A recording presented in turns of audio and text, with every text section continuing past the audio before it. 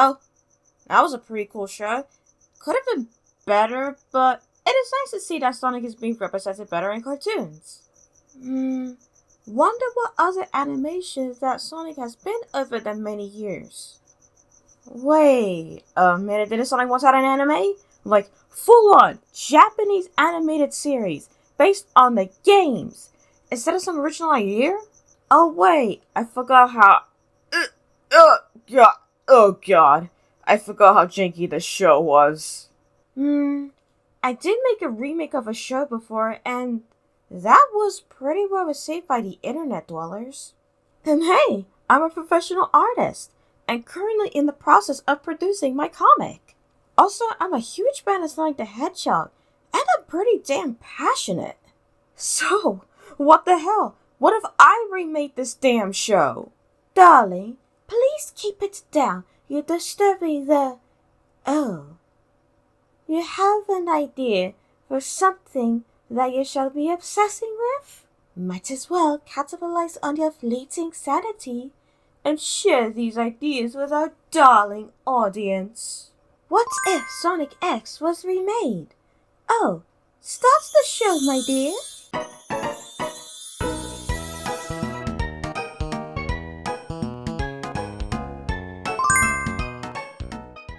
Greetings, my internet dwellers, and welcome to our show. How do you do? It's been quite a while since our last upload.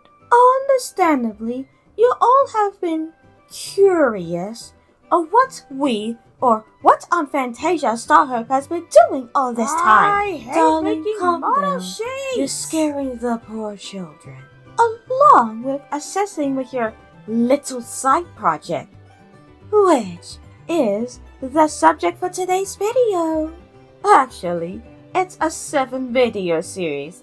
Oh dear, how ambitious of us. A series exploring what if the Sonic X anime was remade.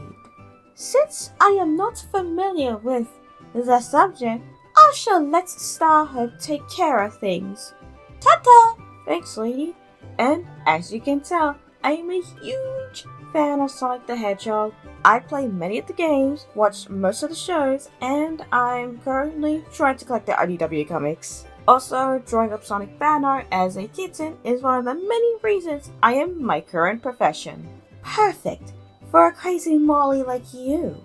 As I was saying, Sonic X is a Japanese animation that aired in 2003 by Sega with TMS Entertainment producing the show. The anime was made to promote the Sonic games, along with exploring an idea. The idea of a fish out of water story, where Sonic and friends warped into the human world. Sonic befriends a human boy named Chris Thorndyke, and, along with a bunch of other human characters, helps Sonic battle Eggman for the fate of the world. Whether that be an episode or two of Eggman screwing with the general public of Station Square, sometimes they find a Chaos Emerald while dealing with some episodic drama of the day, or an arc based on the Sonic Adventure and Advance games, which are my favorite. Kinda don't mind the 3rd season though. The anime was later on dubbed by the famous dubbing company of our childhood, 4Kids Entertainment, famous for bringing such great classics like Yu-Gi-Oh! And Pokemon to many kids across the world. Though I like to say I really enjoy their dub of Winx Club, especially compared to the Nick dub. Damn, it hurts my ears. But due to some legal issues with TMS Entertainment, the rights for the English dub was transferred to Saban. Then later, TMS took the rights back in 2015. Currently, nothing is being done with the show, and honestly, I think this old anime could be of some use.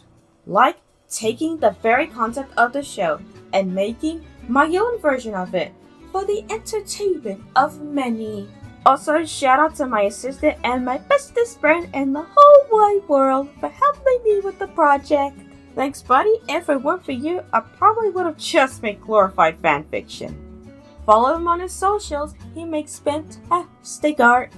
Aw, that is so adorable, darling. Thanks. Speaking of that, why do you feel the need to remake this show? Oh, you saw me went insane those few months ago.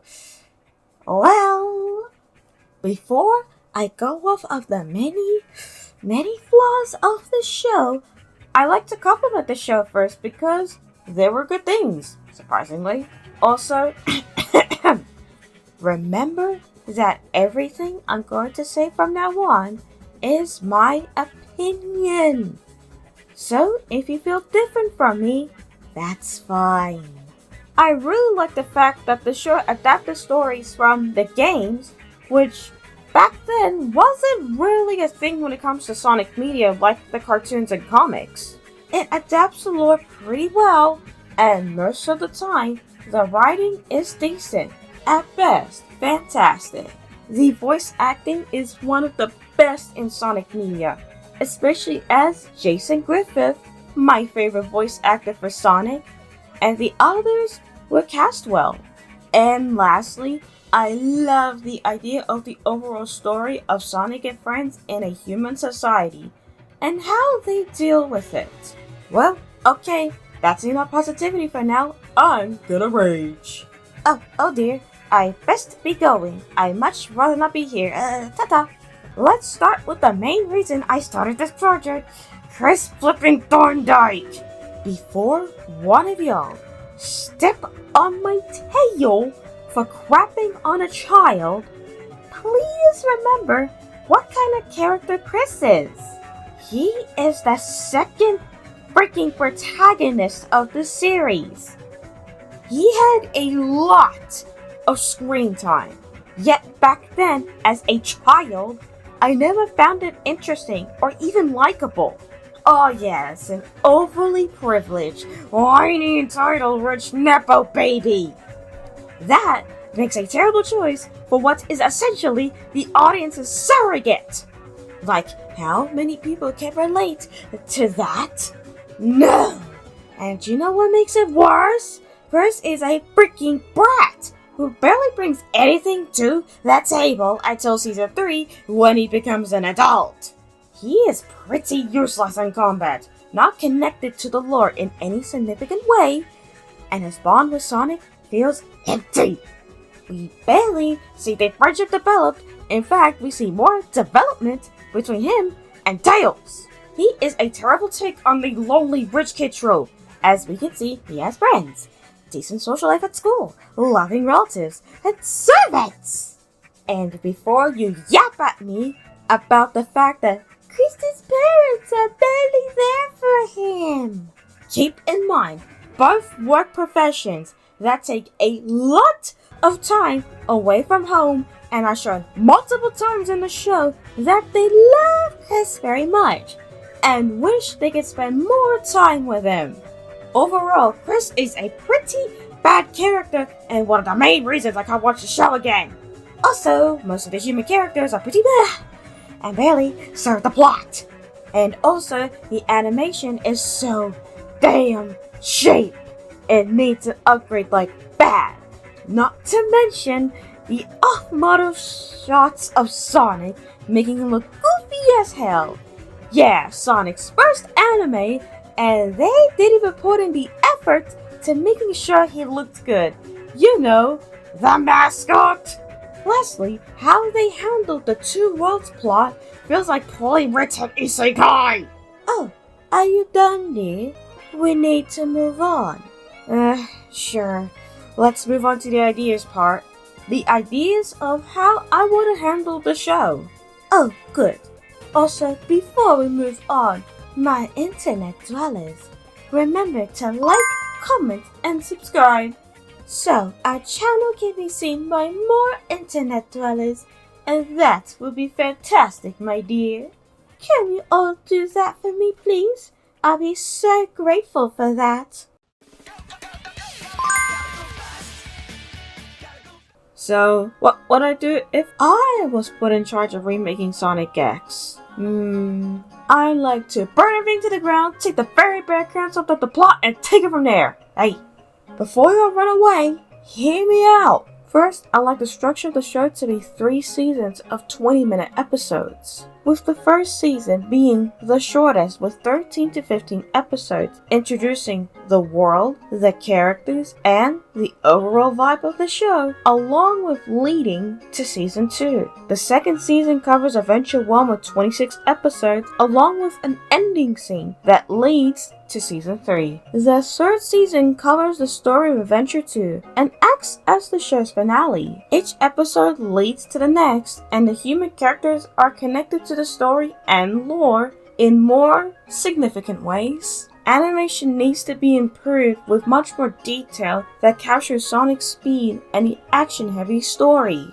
I would like the art style to take after the animations that promoted Shadow Generations, mixed with the art style of the adventure games. As I adore that art style, and it's so iconic, and combined with the more lively, fluid animation, it will make the anime look fantastic.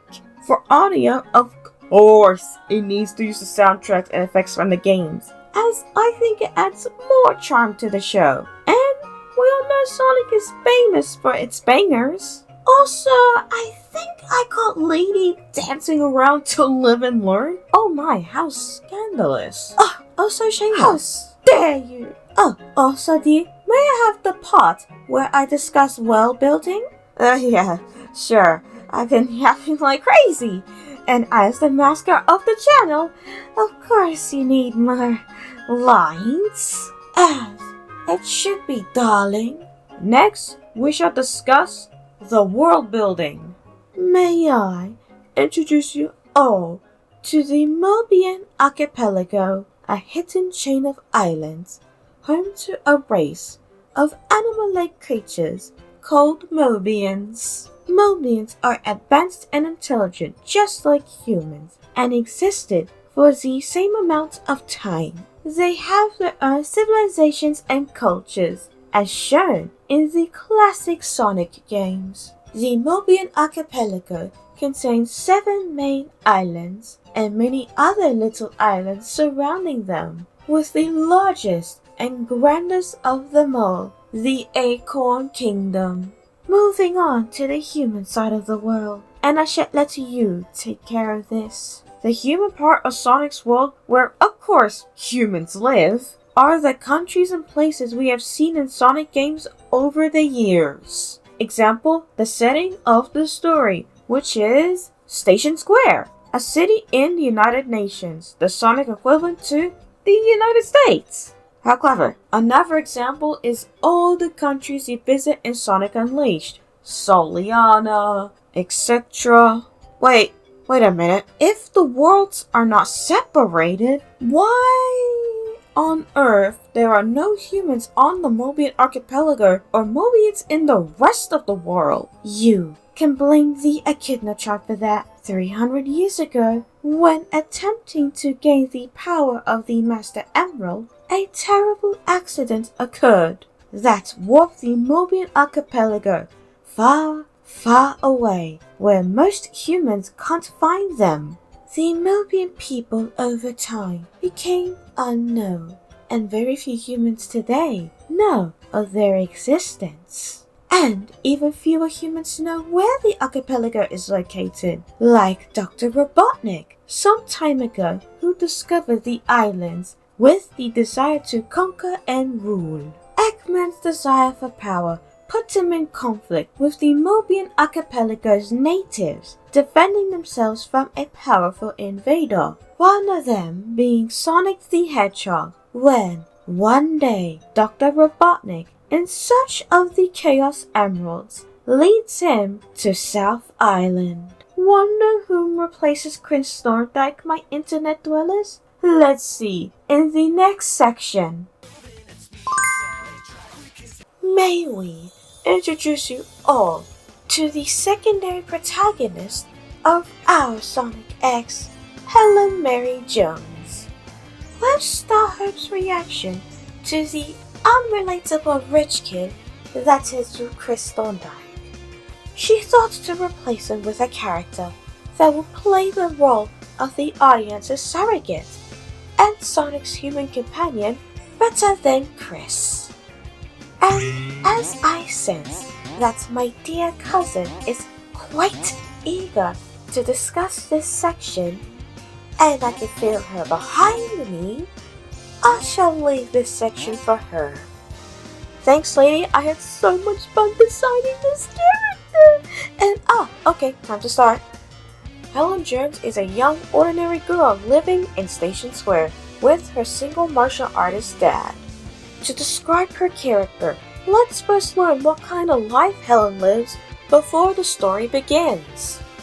Helen, let's say, is an outcast, especially at school, where she has the reputation of a violent delinquent, with a couple detentions under her name for simply defending herself from the bullies harassing her, for reasons ranging from being the poor kid, the kid with the teen parent, the kid with no friends. Damn, kids can be rather cruel. Something that most of us can relate to, especially if you don't fit in with the culture of your school. Hell, teachers can be bullies, which unfortunately is the case of Helen. I think all of us had that teacher, or multiple teachers, that seemed to hate you for some reason. I know I did. Especially if you struggle with grades or you're being harassed by your peers. And that is the case of Helen ever since she can remember. And as much of a cliche it is, it has a real effect on a person. So no surprise that this girl is short-tempered, blunt as hell, and impulsive. I mean, who wouldn't be if you struggle to fit in with your peers, especially at an age where people start discovering themselves? And despite all the crap that people gave her, Helen is a valiant, compassionate, determined, tough girl who will defend those who can't protect themselves, even if it cost her. It does help that she has a blue belt in martial arts and is a total beast with a baseball bat. One day, her life changed on the night of her 14th birthday. Helen made a wish that will forever turn her life upside down. Helen dreams of a place where she belongs, where she is not seen as unwanted, a freak, someone to avoid. Overall, her character is that of the tough, athletic, cool girl with a bad reputation. But when you get to know her, you discover a lonely poor girl who will fight for you with the compassion and strength of a hero.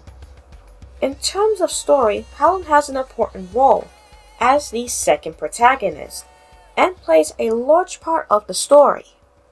Helen's story is that of a coming-of-age story of a young girl learning to accept herself throughout the chaos of life. She learns to navigate big changes that turn her life upside down, for better and for worse. Along the way, Helen finds her place where she belongs and discovers many life-changing secrets of the world she lives in. She starts her story as a lonely, angry girl who hates herself and ends the story as a confident young lady who found her place in this huge, chaotic world. And for what those life-changing events are, you will find out soon. Lastly, let's discuss her design. And from just looking at her, you can tell a lot about her. As our girl is an athletic, cool character who's always on the move, I dressed her up in athletic wear with black tank top and leggings under shorts and a shirt, and added a sleeveless hoodie that is long, so when she runs, the wind makes her jacket fly, making her look so cool and also Presentation. I gave her a backpack to carry her things while running around Station Square. She runs so fast that wind will be a problem, so goggles are needed, and it adds to her coolness. And lastly, for shoes, of course you can't be a Sonic character without super cool iconic shoes. I even had to create separate concept art just to design her shoes, and after some time, I landed on this design, which looks so cool. The shoes are also like Haley's. They have a button somewhere on them that makes the running shoes into roller skates. The last aspect of her design that I want to discuss is her hair, which is super important to her story. That's because, as you can see, she has blue streaks in her hair and also has the crazy anime Hokage hairs that stick out like ears. She was not born like this. Her hair used to be all brown and normal looking until episode 1 when she made Sonic. And that plot point shall be revealed later in the video, so stay tuned. And she is done. What do you think of her design? Comment below. Let's move on to her father. Next character I would like to introduce is Helen's father, Chase Jones. Darling, may I cover this section? You have Helen practically all to yourself. The channel is called Lady S. Night Fantasia, not S.H.Ribbon Fantasia, darling. Chase is a cool young dad who earns a modest income as a martial arts teacher. To describe this young man is that of that really cool parent that learns a lot from life. Life taught Chase to be disciplined, determined, and to be strong through life's trials. He shares a strong close bond with his daughter because of that. In fact, Chase was the one to teach Helen all she knows about life, whether that be martial arts or how to be street smart. Chase has a small role in the story as a side character and does befriend one of Sonic's friends. He helps Helen from time to time and makes sure that Helen is safe. Finally, we shall discuss his design. As a martial arts teacher and father, Starhub kept his design relatively simple, especially with his rather simple living conditions. S.H. dressed him up in a martial arts ski ensemble in red instead of the traditional white to make him stick out. And I think the color suits him better, as I say. With a black belt showing his mastery over his art of combat, matching his rather simple track pants, not my preferred choice of buttons, as I may say. And lastly, as you can see, he prefers simple athletic shoes when not at his dojo. And almost forgot to discuss his hair, which suits his rather handsome face, as you may say. Strange. Why on Fantasia is he single? Hey, that is not revealed until later. No spoiling the audience. Sure dear. Let's wrap things up first. And he is done. Comment on your opinion on the design below. Moving on to his best friend. And next to be introduced is Officer Reginal Chad. Yes, you heard that right.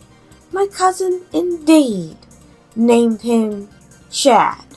It fits with his looks, like I did my research on what human women find good looking in a human man. Indeed that is. Also, please stop interrupting me doing my job, Dee. Okay. To describe Mr. Chad, oh dear, who on earth will name a person after a meme? Reginald's character is that of a charming, stylish police officer. And why on Fantasia? That reminds me, of someone I know. He is very popular with the ladies, though he never lets himself be seduced by one. He is Chase's best friend in the whole wide world, and consider each other brothers from another mother. Oh, that is adorable. And in turn, my internet dwellers, he is considered Helen's uncle. In fact, he helped Chase raise her, along with her grandparents. Like a second father, and he looks out for his niece. 'Cause Reggie's the cool uncle, best uncle ever. Indeed, I agree with you for that. For his role in the story, Reginald, like Chase, has a small role in the story. He helps out Sonic and his friends in dealing with Eggman, along with befriending Amy Rose. As an officer, Reginald will have to deal with Eggman terrorizing the city. As for his design, Reginald, as a police officer, of course will be sporting the uniform, looking oh so dashing, with perfect silky wavy hair and soul-piercing honey eyes, usually concealed with stylish sunglasses. Again, dear, how on earth is he single? And besides his combat boots, there's not really much else to discuss about him. So, he is done. Leave your comments on the design below. And finally, to round up the Jones family, may we introduce you all to Dr. Obie Jones.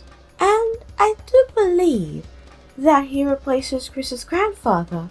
Is that the case, dear? Yeah, right, and I'll be taking this section. He's a very important character to the plot. As Lady was saying, Obie is Helen's grandfather, and quite the accomplished gentleman, isn't he? Being Station Square's top veterinarian, running his own clinic, and even has a medical lab in his own house. Interesting. Grandpa's character is what most people think of an elderly gentleman. You know what that kind of man is. Kind, quiet, patient, wise, but stern, kind of strict, and quite old-fashioned. You know the type of grandpa that tells you stories about his life that makes you think, damn, grandpa, you'd be dropping some lore. Also, damn, what the hell? And nothing else, just a nice old man who's a doctor. Nothing else. What are you crafting, dear? Oh, nothing at all. Obie shares a strong bond with his granddaughter, Helen, ever since she was born. He acted as a voice of reason, with 6 decades of wisdom to back him up. Also like to note that he's married to a witty southern woman named Rebecca, who works as a top pediatrician at Station Square's grandest hospital. Just like to drop that because Rebecca's a minor character, and yeah. And speaking of character roles, Dr. Jones serves an important role in the story. As, let's say, Grandpa has a lot of lore to drop, and he has quite the amount of secrets that will be very important to the overall show, along with acting as the character that drops the important information that will help Sonic and friends. And considering that this man has five freaking PhDs and graduated high school super early. I think he's around 15 or 16. I wonder why is that? And moving on to his design, as a veterinarian and a rather wealthy gentleman, Obie will dress himself in fine gentleman's attire of sweater vest, dress shirt, and some rather fine pants. As a doctor, he wears the classic doctor's coat, along with loafers to protect his feet from any case of falling equipment. Damn. Along with always having some form of equipment on him, like a stethoscope, medical scissors, and those little medical flashlights that the doctors use to, like, check what's going on. Also, I imagine that he's so successful as a veterinarian to the point that he only had to put down one animal. And for general appearance, as you noticed, Grandpa has something unusual about his face. a scar which Obie tells Helen that he got from a very difficult patient, as he says. And that scar surrounds one of his very light gray eyes behind his round old glasses. And in his old age, his continuing graying hair is beginning to recede, but the guy still got some stylish facial hair. Good on you, Grandpa. And that is all about Obie's design, and he is done. Comment below. Before we finish this very long video, I'd like to summarize the plot of Season 1 and its purpose. Season 1 acts as the introduction / prequel, as Seasons 2 and 3 cover the adventure games. Season 1 is where the audience is introduced to the world, the characters, and the general setting of the story, which is Station Square. The first 3 episodes is when Sonic, after dealing with the aftermath of Chaos Control caused by an accident when he was trying to get them back from Eggman, he meets Helen, a human girl who saved his life from drowning in the Lake of Mystic Ruins, and due to a mix of static chaos energy from the Chaos Control, with Helen accidentally ingesting Sonic's quills, oh dear, that's terrible, triggering DNA infusion, causing her to inherit Sonic's powers, making her a mutant, oh dear. Her hair gains the blue streaks we see in her design, and after a quick battle and encounter with a confused but angry Eggman, Sonic meets the rest of the Jones family, and for some reason, Grandpa Obie seems to already know what Mobians are. What the hell, Grandpa? Dr. Jones suggests Sonic to stay hidden from the public for now. We learn more about Helen's mutation, and Sonic figures out that Eggman and his friends are in Station Square, so plans to search for them. Leading to episodes 4 and 5, where Tails and Amy are introduced along with Officer Chad, with Tails being rescued by Sonic and Helen from a group of bullies, which just happens to be Helen's personal bullies, her ops, you may say. They bring back to Dr. Jones' house for safety, and Tails becomes close to Obie as the two are geniuses. Aw, genius friends. With Amy, she meets Officer Chad as he got her out of some trouble in the seedier parts of Station Square, and the two become friends. Oh, he's quite the gentleman. In that same episode, Eggman makes his first attack on Station Square to acquire the first Chaos Emerald. And that is also the same episode when we see Helen in a proper battle. Though at the end we discover she quite needs Sonic's help. Episodes 6 to 7 are dedicated to Sonic mentoring Helen on how to use her newly acquired powers, using her newly upgraded shoes that Tails designed because her old shoes may have singed. That's when Sonic learns more about Helen, especially her backstory. Episode 8. The gang tries to acquire the second Chaos Emerald, but unfortunately, they lose the battle with Eggman. Oh, how unfortunate, especially for Helen. Episode 9.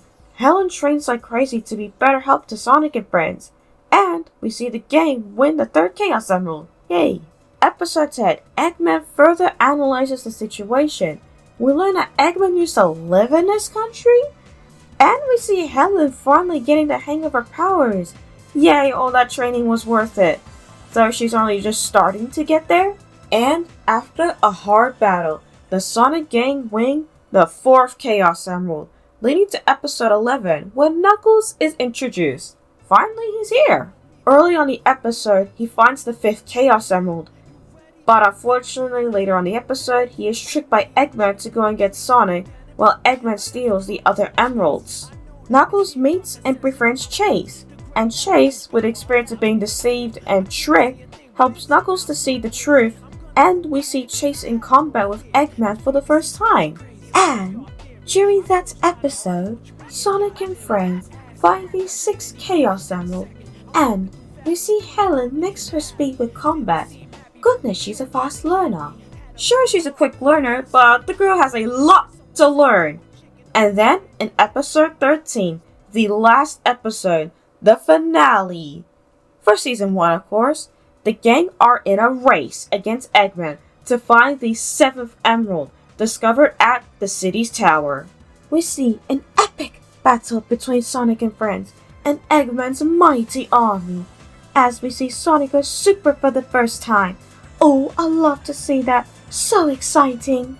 Super Sonic defeats Eggman's army and the city cheers for their heroes, allowing Sonic and friends to be in public with no need to hide.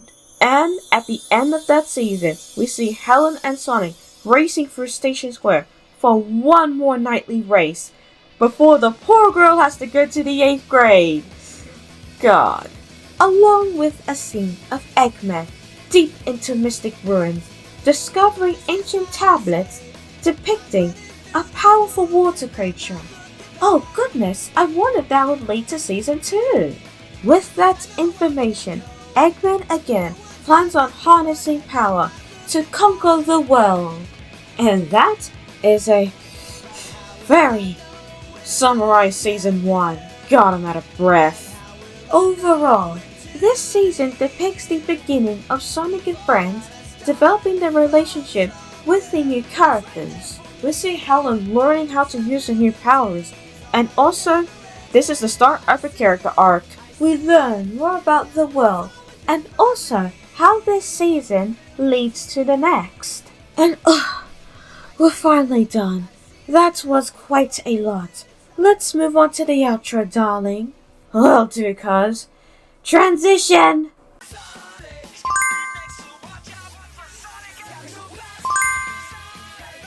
Thank you for watching, my internet dwellers. Oh dear, this took us over 3 months. And this is just the first of 7 videos. I'd like to know, what do you think of the video, my darling internet dwellers? So please, comment below your thoughts. I love to read them. And stay tuned for video 2, where we give a more detailed telling of the first 3 episodes. And wait a minute, just stay here, guys. It's gonna be an animatic. That's right, every scene shall be drawn for your enjoyment, and I can't wait to start! Oh, please calm down, Dee. You need to reduce your caffeine intake. You're scaring your poor mother. And oh, we hope to see your enjoyment of that video. Remember, darlings, to ring the bell to be notified on future videos. Also, shout out for my best friend for helping me with the project. You're awesome, dude. Your art is amazing. And that is all for today, our internet dwellers. Like always, see you soon in the next video.